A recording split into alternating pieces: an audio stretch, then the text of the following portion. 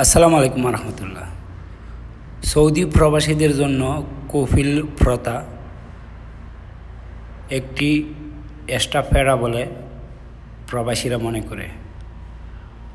কফিল প্রথা কি? কফিল প্রথা হচ্ছে বাংলাদেশ থেকে যারা ছোটো মহাসাসা কিংবা ফ্রি ভিসা নামক আমেলাইদি ভিসাতে সৌদি আরবে আসে, তারা একজন কফিলের আন্ডারে কাজ করতে হয়।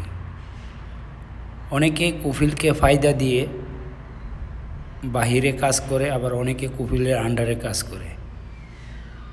যারা কফিলের আন্ডারে রয়েছে, নারী কিংবা পুরুষ, তারা কফিলকে ফায়দা দিতে হয় কিংবা কফিলের কাজ করতে হয়। আর এটাকে বলা হয় কফিল প্রথা। অর্থাৎ সৌদি আরবে আসার পরে কফিলের এগেনস্টে কাজ করতে হবে, বা যদি বাহিরে কাজ করে সেক্ষেত্রে কফিলকে এক্সট্রা টাকা ফায়দা দিতে হয়।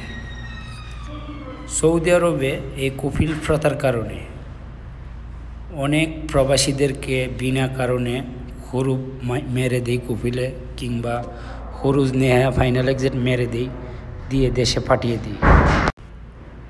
সৌদি আরবে কফিলে এক্সট্রা এই ফেরার কারণে অনেকে সুসাইড পর্যন্ত করে, এমনও ঘটনা ঘটেছে সৌদি আরবে। অনেক প্রবাসীরা কফিলের ফায়দা সময় মধ্যে দিতে না পেরে সুসাইড পর্যন্ত করেছে সৌদিতে। তবে বর্তমান সময়ে সৌদি আরবের বেশ কিছু গণমাধ্যমে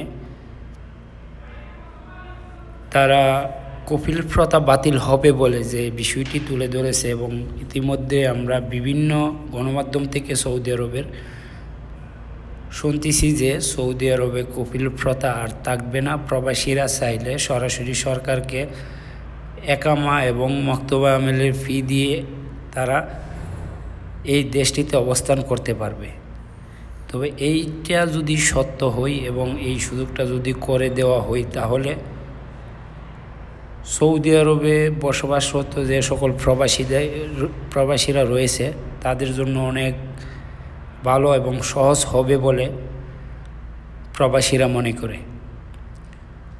তবে বর্তমানে আমরা সরকারি কোনো মাধ্যম থেকে এই নিউজগুলো পাচ্ছি না। তবে সৌদি আরবের স্থানীয় গণমাধ্যমের যে বরাদ্দ দিয়ে যে নিউজগুলো পাচ্ছি, সেটি হচ্ছে সৌদি আরবের অনেক নাগরিকরা কফিল প্রথা বাতিলের পক্ষে রয়েছে বলে মন্তব্য করেছে।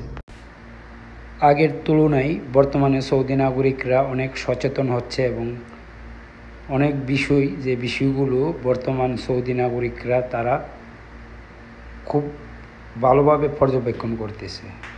বিশেষ করে দেশটিতে প্রায় 30 লক্ষের অধিক প্রবাসী বাংলাদেশিরা কর্মরত রয়েছে, এবং এই দেশটি বাংলাদেশিদের জন্য সবচেয়ে বড় শ্রমবাজার।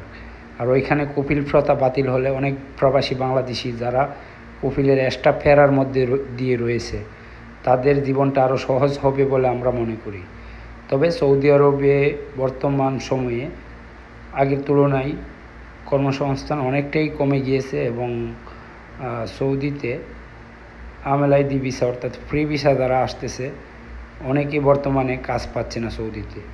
এই বিষয়গুলো ভালোভাবে জেনে শুনে তারপর সৌদি আরবে আসার জন্য আহ্বান জানাবো আপনাদেরকে। ধন্যবাদ সবাইকে। আর যদি ভিডিওটা ভালো লাগে তাহলে চ্যানেলটিকে সাবস্ক্রাইব করে দেবেন, বেল আইকনটি অন করে দেবেন।